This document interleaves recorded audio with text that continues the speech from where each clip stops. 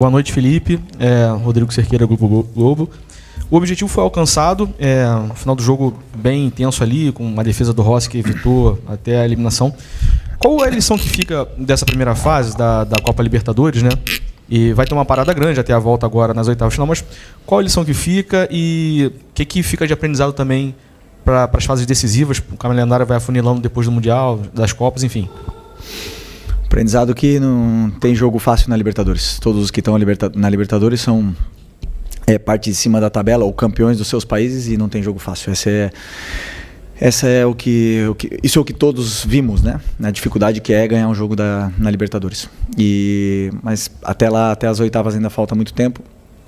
E cada jogo é um jogo diferente, é uma história diferente, é uma viagem diferente e até lá ainda, como eu falei, temos muito ainda para percorrer.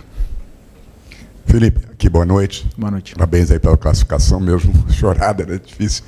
Mas o que você acha que agora o Flamengo vai ter um tempo até as oitavas, com o Super Mundial, ainda tem jogo no Campeonato Brasileiro? Assim, logo depois do jogo, eu sei que é difícil para pensar em qualquer outra coisa, mas o que, em princípio, você ressalta logo, o Flamengo precisa melhorar, você já detectou, para a próxima fase com adversários mais difíceis? Minha cabeça está unicamente agora no Fortaleza. Próximo jogo, domingo, um jogo onde a gente pode continuar vivos, né, no Campeonato Brasileiro, aí lutando pela parte de cima da tabela. Melhorar, sempre temos a melhorar. Todos os jogos nos dá pistas de onde a gente pode evoluir e melhorar como equipe.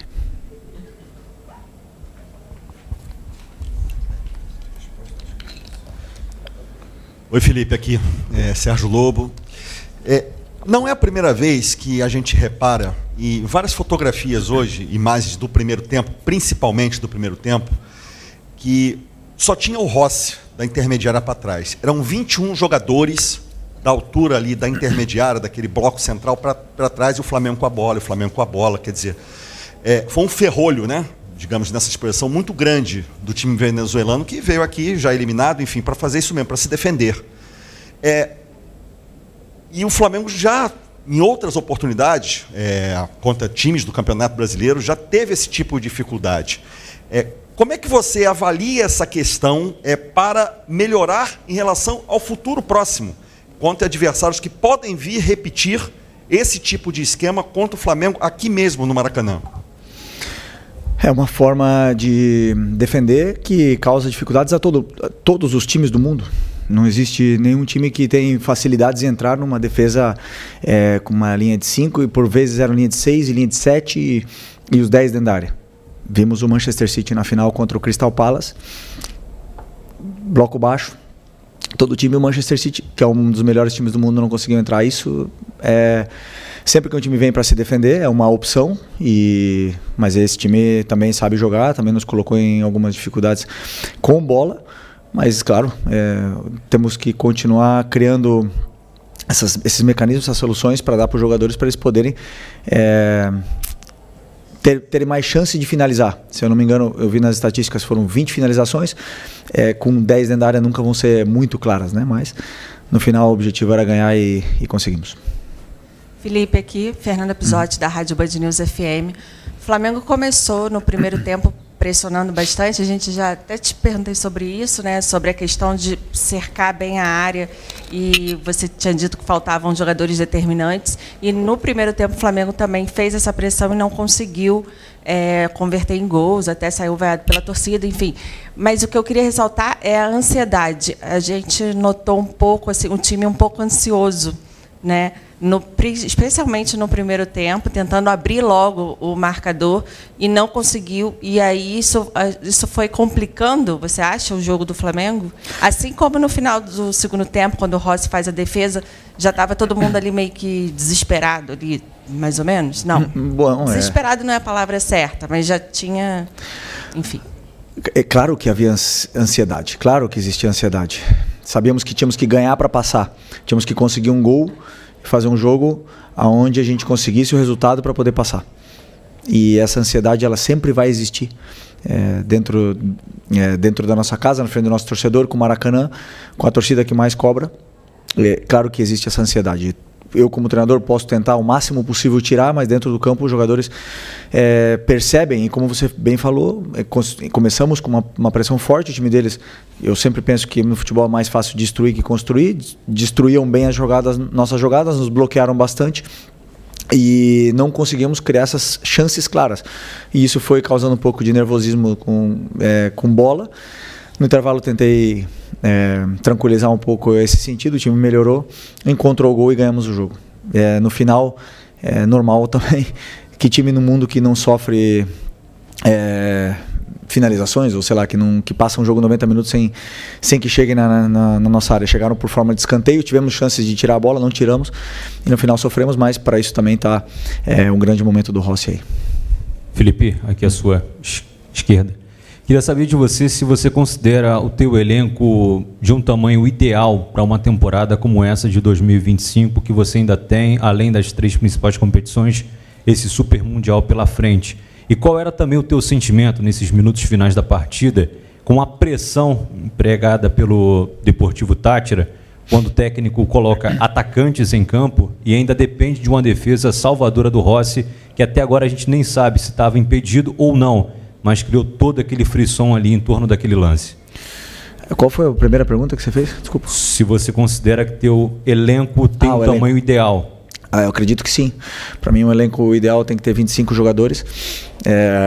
Com certeza, nessas janelas, né, de transferências, chegarão peças para reforçar, sairão outras, o que é absolutamente normal, e o que nós temos que continuar aumentando é a qualidade do elenco. O número de jogadores está suficiente. E depois o sentimento para mim de vitória, de orgulho heróico, 10 dentro da área defendendo e sabendo sofrer, e o goleiro depois saindo mais uma vez como herói.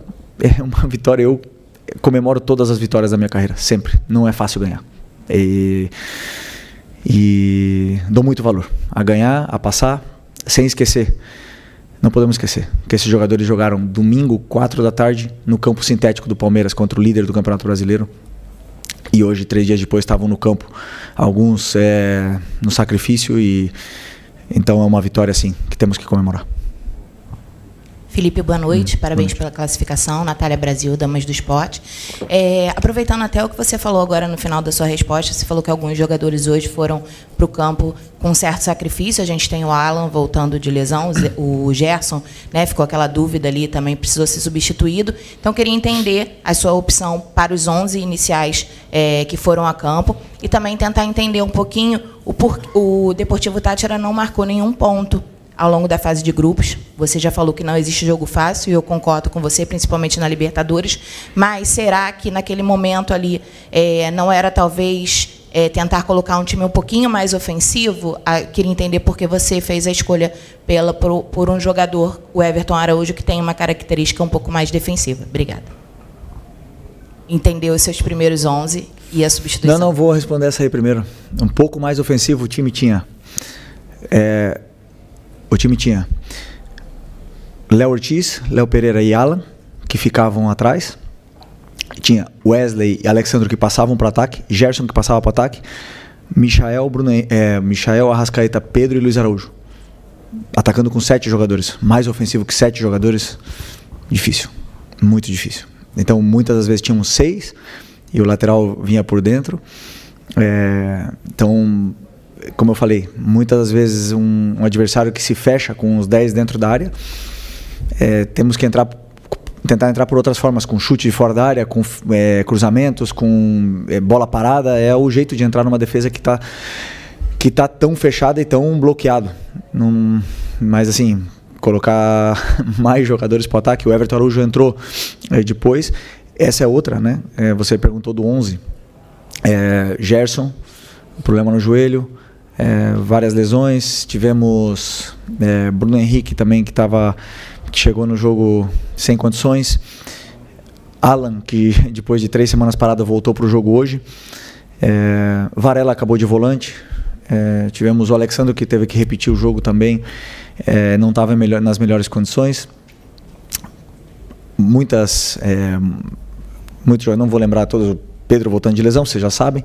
Então tem todos esses jogadores, para mim, eu tenho que exaltar o meu elenco, os meus jogadores. Eu tenho que falar da força que eles têm, da ambição que eles têm, que eles querem ganhar, eles querem sempre o melhor, querem trabalhar, querem jogar todos e me deixa orgulhoso de liderar esses jogadores.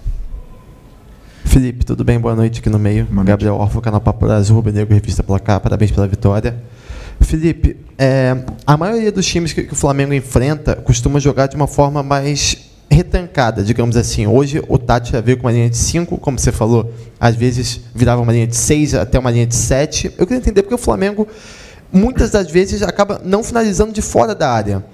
A gente teve ao todo 4 chutes a gol de fora da área, nem todos passaram perigo, que eu me recordo, só os 2 do Alan, ainda no primeiro tempo. Por que o Flamengo encontra tanta dificuldade, muitas oportunidades para chutar de fora da área, às vezes a equipe não finaliza da forma que deveria finalizar, né? E também, já aproveitando, você perdeu a Arrascaeta, né? Para o jogo das oitavas, ele estava pendurado. Queria que você falasse um pouquinho, sei que ainda falta um pouquinho, mas como que vai ser a ausência desse jogador tão importante? Obrigado.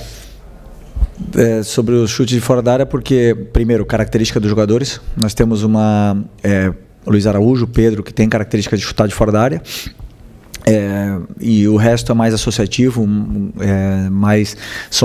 tem menos força no chute, ou não se sentem tão confortáveis, ou não tiveram chances claras de poder chutar de fora da área, porque também o adversário tenta bloquear.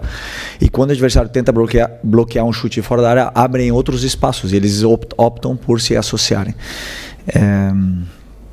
Mas isso é uma escolha dos jogadores, né? Unicamente dos jogadores. A gente treina tudo, treina chutes dentro da área, tabelas, chute de fora da área, treina tudo, e o jogador dentro do campo é o que toma as decisões.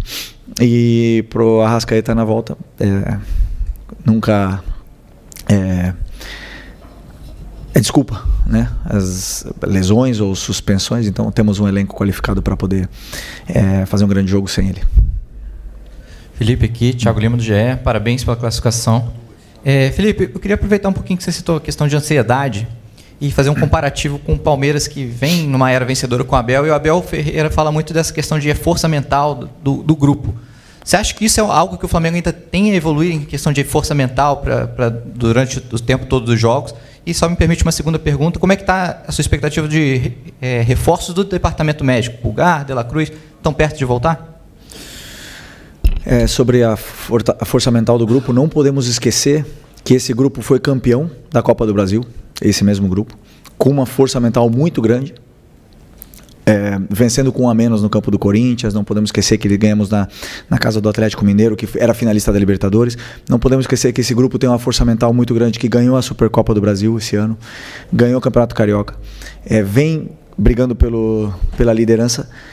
Existem jogos que podem gerar certa ansiedade, principalmente pela forma como o adversário se coloca no campo, pelo ambiente que é gerado antes do jogo e pelo que está em jogo, né? Quando a pressão ela é muito grande, claro que a ansiedade joga junto, e pode ter certeza que o Palmeiras também passa por ansiedade, o Corinthians, o Atlético Mineiro, todos os times passam por momentos de ansiedade durante o ano, por altos e baixos durante o ano, e no final vence o melhor. Por isso eu valorizo tanto essa vitória, porque eu sei o esforço que eles fizeram domingo no jogo no campo do líder do Campeonato Brasileiro, e hoje, quarta-feira, estavam aqui outra vez dando a vida no campo para poder vencer esse jogo. E eu, repito, comemoro as vitórias. E sobre os lesionados, o Eric deve estar na reta final.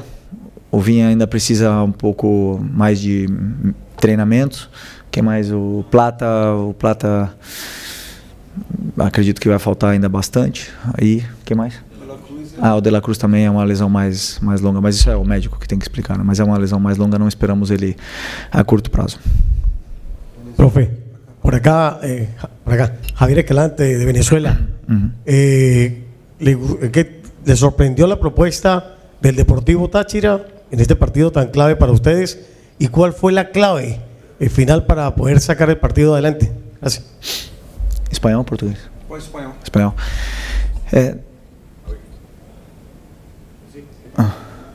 Sí, perdón. No nos sorprendió, imaginábamos un partido cerrado, imaginábamos un partido así.